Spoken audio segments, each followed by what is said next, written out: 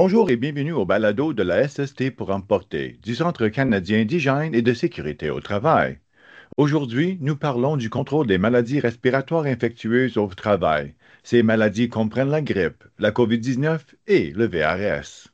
Nous vous expliquerons tout cela aujourd'hui. Ces maladies peuvent se propager facilement, mais il y a certaines choses que nous pouvons faire pour nous protéger et protéger les autres. Je suis accompagné de Ryan Mars, spécialiste de la santé et de la sécurité au travail du Centre canadien d'hygiène et de sécurité au travail. Bienvenue, Ryan. Merci Raymond. Je suis heureuse d'être avec vous aujourd'hui. Commençons par le début. Que sont exactement les maladies respiratoires infectieuses? Les maladies respiratoires infectieuses sont des maladies causées par des germes qui se propagent dans l'air, habituellement sous forme de gouttelettes ou de particules respiratoires lorsqu'une personne tousse, éternue, parle ou même respire. Ces germes peuvent également se propager lorsqu'on touche des surfaces ou objets contaminés, puis qu'on se touche les yeux, le nez ou la bouche. Certaines des plus courantes sont la grippe, la maladie à coronavirus ou le SARS-CoV-2 que l'on connaît sous l'appellation COVID-19 et le virus respiratoire syncytial ou VRS. Elles peuvent être de légères à très graves, surtout chez les personnes immunodéprimées ou présentant un risque élevé. C'est pourquoi il est si important de la prévenir en milieu de travail. Très important. Et les milieux de travail varient énormément, allant des bureaux à des ateliers aux chantiers de construction et aux usines. À quoi les employeurs devraient-ils penser en premier?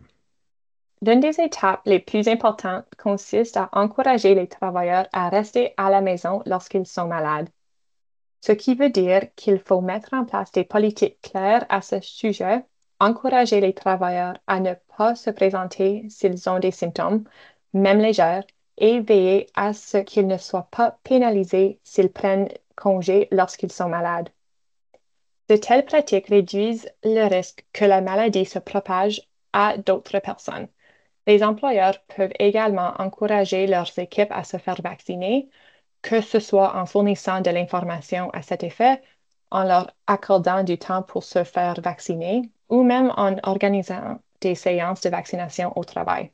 Ah oui, j'imagine que tout cela nécessite de la planification et de la communication. Tout à fait.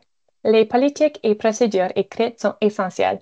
Les employeurs doivent notamment expliquer quoi faire si une personne tombe malade au travail, comment signaler les symptômes et quelle est la politique sur les congés de maladie. Installer des affiches claires et faciles à comprendre comportant des éléments visuels peut vraiment aider tout le monde à respecter les règles. Parlons du milieu de travail lui-même. Il est souvent question de ventilation lorsqu'on parle de maladies respiratoires infectieuses. Comment les employeurs peuvent-ils l'améliorer? Oui, je suis heureuse que vous en parliez. Une bonne ventilation aide à réduire l'accumulation de particules respiratoires dans l'air intérieur. Les employeurs peuvent choisir le filtre le plus efficace parmi ceux qui sont compatibles avec leur système de chauffage, de ventilation et de climatisation ou utiliser des filtres à haute efficacité pour les particules de l'air, si leur système est compatible avec ceux-ci. Ils peuvent également ajuster leur système pour qu'il amène plus d'air extérieur à l'intérieur et veiller à ce que les ventilateurs de salle de bain et de la cuisine évacuent l'air à l'extérieur en continu. Il est aussi possible d'ouvrir les fenêtres et les portes lorsque c'est sécuritaire et lorsque la température le permet afin que les lieux soient ventilés naturellement. Puis n'oublions pas de parler des véhicules à régler la ventilation pour qu'elle fasse entrer de l'air extérieur ou ouvrir légèrement une fenêtre aide également à améliorer la circulation de l'air. Ah oui, c'est logique. Qu'en est-il du nettoyage et de la désinfection? Le fait de toucher des surfaces communes peut propager des germes. Il est donc important de nettoyer et de les désinfecter. Le nettoyage élimine les débris, tandis que la désinfection détruit les germes. Ces deux étapes sont nécessaires pour empêcher le plus possible la propagation des germes.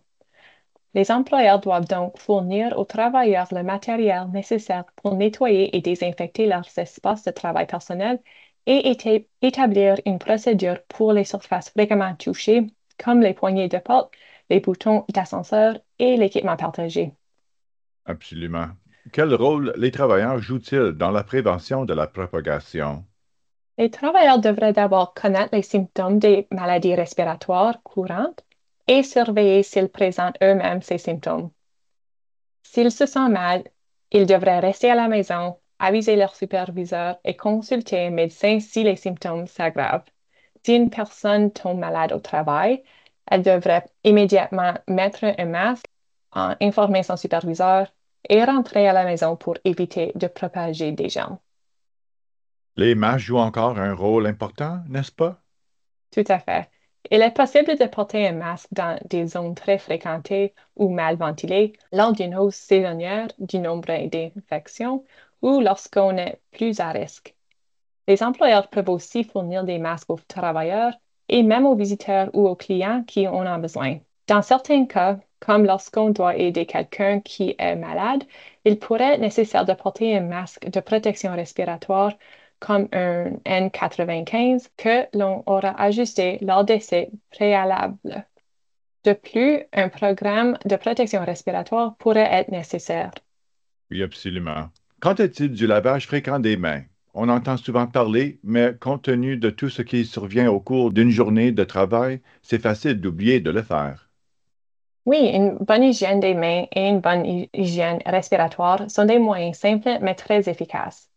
Il est essentiel de se laver les mains avec de l'eau et du savon pendant au moins 20 secondes ou d'utiliser un désinfectant contenant au moins 60% d'alcool, surtout après avoir touché des surfaces communes, avant de manger et après avoir toussé ou éternué.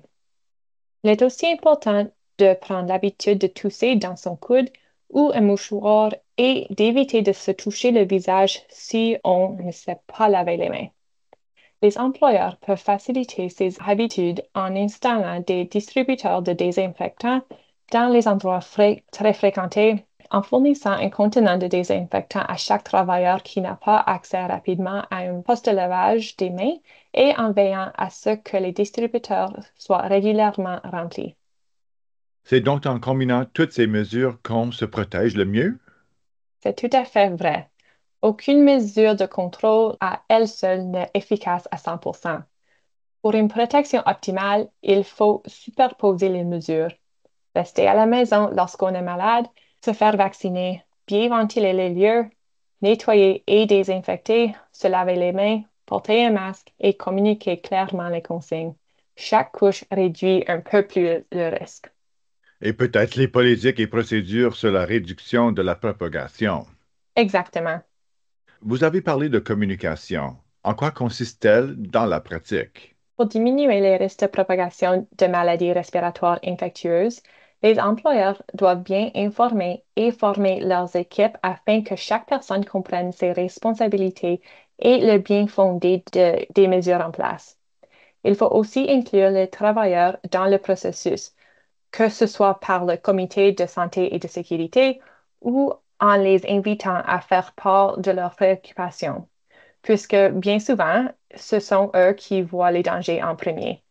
Communiquer clairement les consignes aide à prévenir les désinformations et à faire en sorte que les travailleurs respectent davantage les mesures de prévention. Absolument.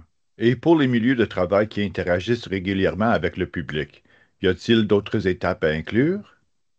Oui, les employeurs peuvent informer leurs visiteurs et les clients des politiques en place dans le milieu de travail, demander aux visiteurs malades de reporter leur visite et proposer des options à distance ou en ligne, comme des appels vidéo, à des paiements sans contact ou des kiosques libre-service. Ces approches aident à réduire le contact direct et diminuent les risques de propagation.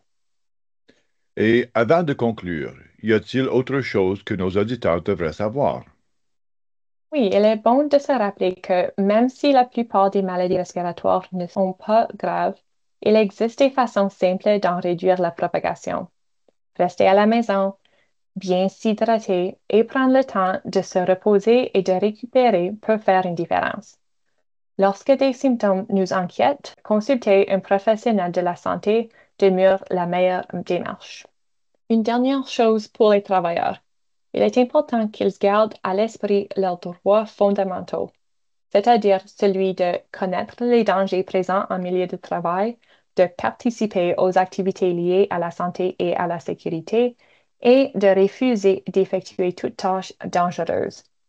Ils ont aussi la responsabilité de se protéger et de protéger les autres contre les maladies respiratoires infectieuses, de surveiller leurs symptômes, de suivre les formations, de suivre les procédures de sécurité, de pratiquer une bonne hygiène des mains et une bonne hygiène respiratoire et de signaler toute préoccupation. Le respect de ces droits et de ces responsabilités contribue à créer un milieu de travail sain et sécuritaire pour tout le monde. C'est en effet un rappel important. Rian, merci d'être passé à travers tous ces étapes pratiques avec nous, alors que la saison du rhume et de la grippe est à nos portes. Merci de m'avoir invité.